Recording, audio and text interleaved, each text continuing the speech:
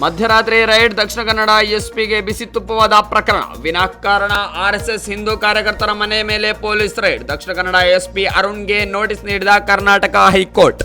ಕಾರಣವಿಲ್ಲದೆ ಮಧ್ಯರಾತ್ರಿ ವೇಳೆ ಆರ್ಎಸ್ಎಸ್ ನಾಯಕರೊಬ್ಬರ ಮನೆಗೆ ಪೊಲೀಸರು ಭೇಟಿ ನೀಡಿ ಫೋಟೋ ತೆಗೆಸಿಕೊಂಡು ಜಿಪಿಎಸ್ ಅಪ್ಲೋಡ್ ಮಾಡಿದ ಪ್ರಕರಣ ಇದೀಗ ದಕ್ಷಿಣ ಕನ್ನಡ ಜಿಲ್ಲಾ ಎಸ್ಪಿಗೆ ಬಿಸಿ ತುಪ್ಪವಾಗಿ ಪರಿಣಮಿಸಿದೆ. ಪ್ರಕರಣ ಸಂಬಂಧ ದಕ್ಷಿಣ ಕನ್ನಡ ಎಸ್ಪಿ ಅರುಣ್ಗೆ ಕರ್ನಾಟಕ ಹೈಕೋರ್ಟ್ ನೋಟಿಸ್ ನೀಡಿದೆ. ಅದಷ್ಟೇ ಅಲ್ಲದೆ ಪ್ರಕರಣ ಸಂಬಂಧ ಸೂಕ್ತ ದಾಖಲೆಯನ್ನು ಸಲ್ಲಿಸುವಂತೆ ತಾಕೀತು ಮಾಡಿದೆ. ಕಾನೂನು ಹೊರತಾಗಿ ಆರ್ಎಸ್ಎಸ್ ಮುಖಂಡರ ವಿರುದ್ಧ ಯಾವುದೇ ಕ್ರಮ ಕೈಗೊಳ್ಳದಂತೆ ನಿರ್ದೇಶನ ನೀಡಿದೆ. ಹಿಂದೂ ಕಾರ್ಯಕರ್ತ ಸುಹಾಸ್ ಶೆಟ್ಟಿ ಹತ್ಯೆ ಘಟನೆ ನಡೆದ ನಂತರ ದಕ್ಷಿಣ ಕನ್ನಡ ಜಿಲ್ಲೆ ಉದ್ವಿಗ್ನಗೊಂಡಿತ್ತು. ಹಿಂಸಾಚಾರ ತಡೆಗೆ ಪೊಲೀಸರು ವಿವಿಧ ಕ್ರಮ ಕೈಗೊಂಡಿದ್ದರು. ಆದರೆ ಯಾವುದೇ ಪ್ರಕರಣದಲ್ಲೂ ಶಾಮೀಲಾಗಿರದ ಆರ್ಎಸ್ಎಸ್ ಹಾಗೂ ಹಿಂದೂ ಕಾರ್ಯಕರ್ತರ ಮನೆಗಳಿಗೆ ರಾತ್ರಿ ವೇಳೆ ತೆರಳಿ ಫೋಟೋ ತೆಗೆಸಿದ್ದರು. ಪೊಲೀಸರ ಈ ನಡೆಗೆ ರಾಜ್ಯಾದ್ಯಂತ ವ್ಯಾಪಕ ಆಕ್ಷೇಪ ವ್ಯಕ್ತವಾಗಿತ್ತು.